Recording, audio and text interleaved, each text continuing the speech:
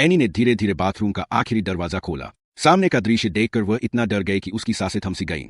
सामने एक सूखा हुआ शव पड़ा था जो तारों के जाल में कसकर लिपटा हुआ था और अजीब सी मुद्रा में जमीन पर पड़ा था। होश संभालने के बाद एनी ने देखा कि दीवार पर एक तीर बना था जो उस सूखे शव के मुंह की ओर इशारा कर रहा था। हिम्मत जुटाकर वह पास गई और कांपते हाथों से शव के मुंह से कोई चीज निकाल ली।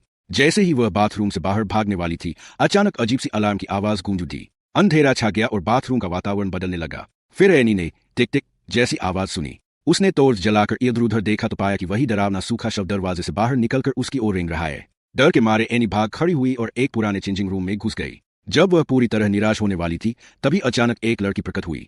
उसने एनी को एक कमरे में खींच लिया, दरवाजा बंद किया और लोहे की छड़ से उसे जाम कर दिया। लड़की ने एनी की हथकड़ियां खोली ही थी कि अचानक फिर से वही टिक टिक जैसी आवाज सुनाई दी। आवाज कुछ भारी लोहे की चीज घसीटने जैसी लग रही थी। इससे पहले कि वे समझ पाते, लोहे के दरवाजे में से एक बहुत बड़ा चाकू अंदर आया और दरवाजा जोर से खुल गया। अब एक अजीब सा हाथ कमरे में आया और दरवाजे के आगे फंसी लोहे की छड़ खींचने लगा। लड़की ने उस हाथ पर गोली चलाई, लेकिन गोली का कोई असर नहीं हुआ। जब छड़ लगभग निकलने वाली थी, तभी हाथ धीरे धीरे पीछे हट गया। जमीन पर फैले कीड़े मकोड़े गायब हो गए। कमरा अपनी पुरानी स्थिति में लौट आया और बाहर फिर से उजाला हो गया। लड़की अपनी आंखों पर विश्वास नहीं कर पा रही थी कि अभी क्या हुआ। तभी एनी ने उस सूखे शव के मुंह से निकली वस्तु निकाली। वह एक होटल का नाम था। एनी ने समझा कि यह लड़की को खोजने की एक अहम कड़ी है। दोनों उस सुराग के अनुसार एक परित्यक्त होटल पहुंचे। वहां एक कमरे में उन्हें कोई अनुष्ठान हुआ प्रतीत हुआ। तभी अचानक एक अजीब सी औरत प्रकट हुई और जोर से चिल्लाई, आपदा आने वाली है।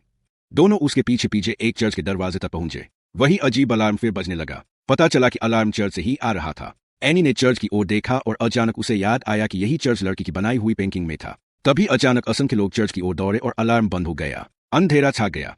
अंधेरे में उस औरत के पीछे एक त्रिकोणाकार छाया प्रकट हुई। दोनों ने पीछे मुड़कर देखा तो पाया कि वह त्रिकोण उस औरत को एक हाथ से पकड़कर मंच पर चल रहा है।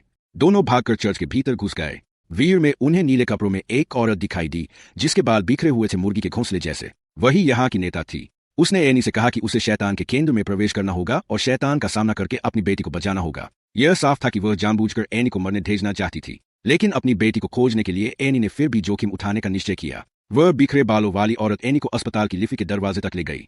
एनी को तुरंत वे सभी भूल भुलैया जैसे कमरे याद आए। दो हथियारबंद लोगों ने दरवाजा लोहे की छड़ से खोला। तभी उस औरत ने एनी की बेटी की तस्वीर देखी और अचानक गुस्से से उसका चेहरा बदल गया, क्योंकि एनी की बेटी हूबहू उसी औरत जैसी दिखती थी जिसने 30 साल पहले शादी नहीं की थी। उसने तुरंत अपने आदमियों को दोनों पर हमला करने का आदेश दिया। महिला पुलिस की मदद से एनी लिफ्ट में घुस गई, लेकिन भारी बोझ के कारण महिला पुलिस जल्दी ही दबोच ली गई। एनी लिफ्ट से होते हुए शैतान के केंद्र में पहुंची। रास्ता याद करते हुए वह जल्दी ही आखिरी कमरे तक पहुंची, लेकिन दरवाजे से पहले वाले गलियारे में उसने देखा नर्स की वेशभूषा में राक्षसों का एक यूनिट खड़ा था।